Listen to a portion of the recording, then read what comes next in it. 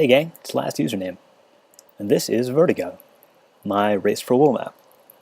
Vertigo is like many other Race for Wool maps. It has 2 lanes, 3 wolves in each lane, red, green, and blue, and you win by getting the 3 wolves and putting them on your victory monument.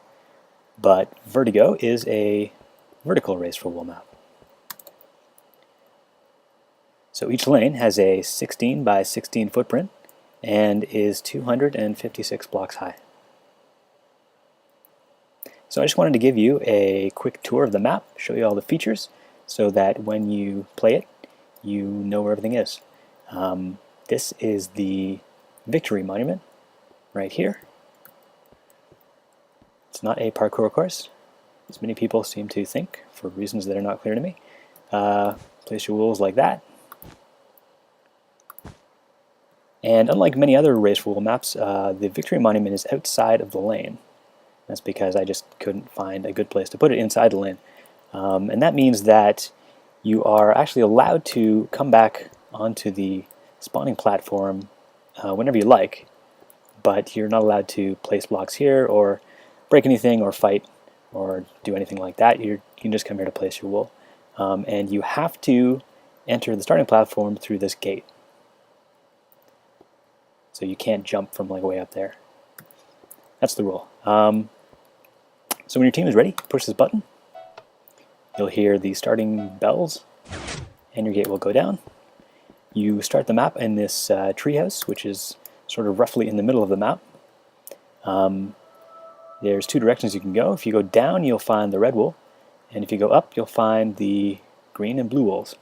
We're going to start by going down, but first let me show you what you have in your treehouse here. You got 4 of these level 1 war chests with basic supplies. And you have a chest here full of random items, which are kind of interesting. Get creative with those. Heading down this ladder, you'll find the forest floor, which has 2 zombie spawners, there and there, and 4 silverfish spawners, there and 3 on the other sides. And it's kind of dark down here, so you'll probably have some random mobs spawning as well. In this chest right here, there's 4 sets of leather armor. And if you dig down into the dirt, you'll find 2 more level 1 war chests. So you lose your stuff, come down here and get some more. Dig through the dirt and you'll enter the first level of hell, which has 5 skeleton spawners and a bunch of lava.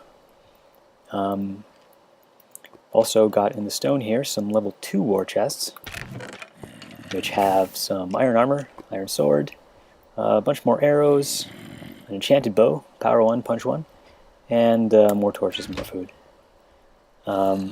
Going through the stone, oh also, you have coal on the sides of the stone here. And this is the only stone in the map, so if you want stone tools, you'll have to come down here and make them. Digging down through the stone, you'll enter the second level of hell, which has 4 blaze spawners, 1, 2, 3, 4.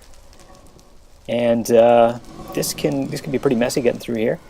As soon as you activate these blaze spawners and the blazes start spawning, they will tend to find their way into these columns of lava, and they'll swim up and end up here. So you might want to actually plug those up as soon as you get down here. And if you dig through the nether rack, you'll find a level 3 war chest. This is very, very powerful chest. There's only 2 of these in the entire map, one at the very bottom, one at the very top. You've got enchanted armor, you've got efficiency 10 tools, knockback sword, and a very nice bow, power 2, punch 2, and infinity, and some golden apples. And right down here at the bottom of the map, guarded by this ghast spawner, is the red fleecy box. Now the wolves in this map are not in chests, they are just placed inside the fleecy box and encased in glass. There's 16 red wool blocks in there. Just bust through the glass and dig one up. Now if we head back up to the treehouse, let's see what's at the upper half of the map. So to get up, you'll start climbing up this tree, and when you get to the top, you'll find 4 cave spider spawners. One there, One there, there, and there, right on the tips of the branches there.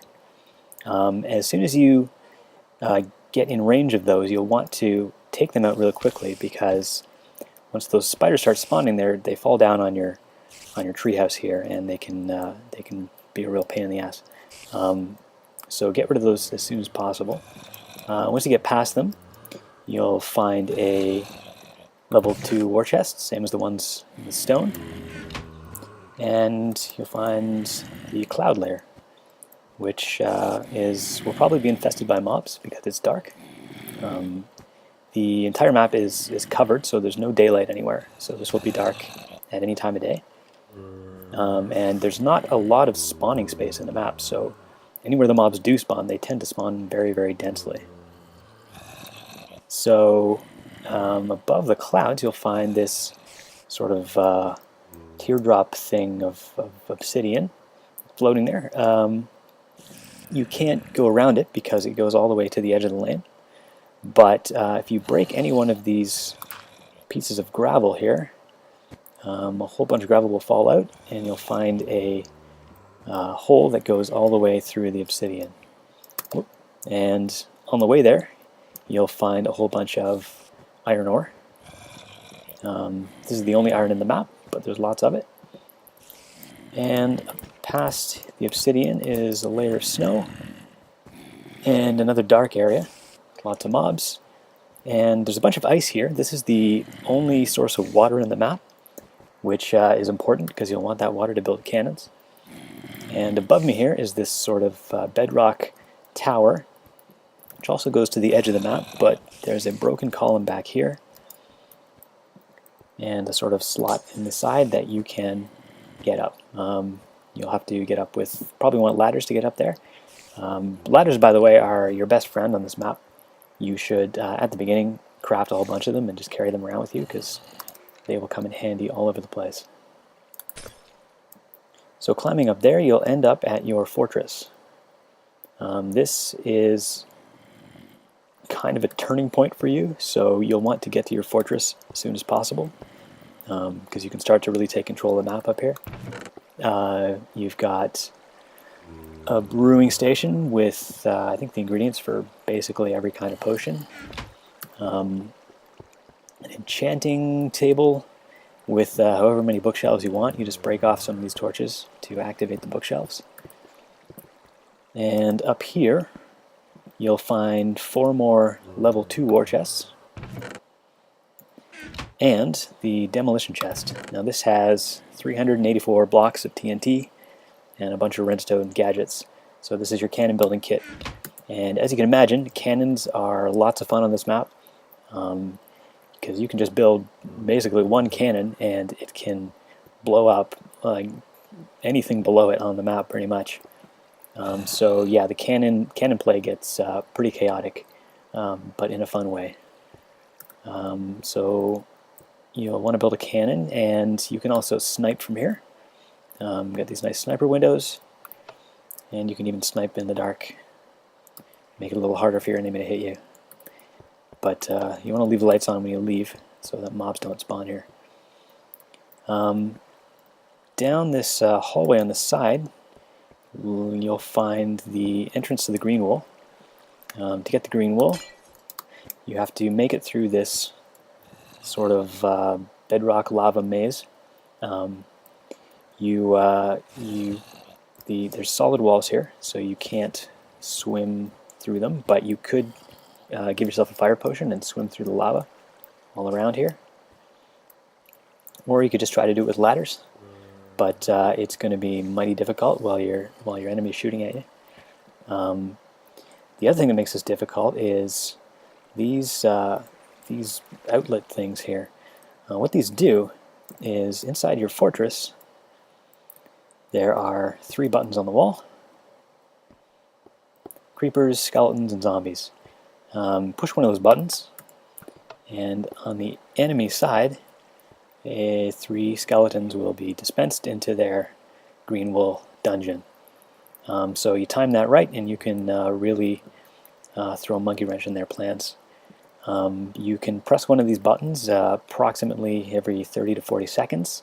This light will go on when you can. And when you make it through that maze, you'll end up at the green fleecy box, which just looks like this. So there's nothing dangerous in here. The blue wool is all the way at the top of the map inside this planet. And I didn't give you any sort of pre-made way to get up here. You're just going to have to find your way up here on your own. You could try to build a pillar up, but you're going to be a pretty easy target for your enemies, so you might have to build something a little more complicated. Once you get up here, you'll find some diamond blocks. This is the only diamond in the map, but there's a ton of it up here. And in the center of this planet is the blue fleecy box, but it's surrounded by lava. And I'll show you that. Let's see here. There's the lava, and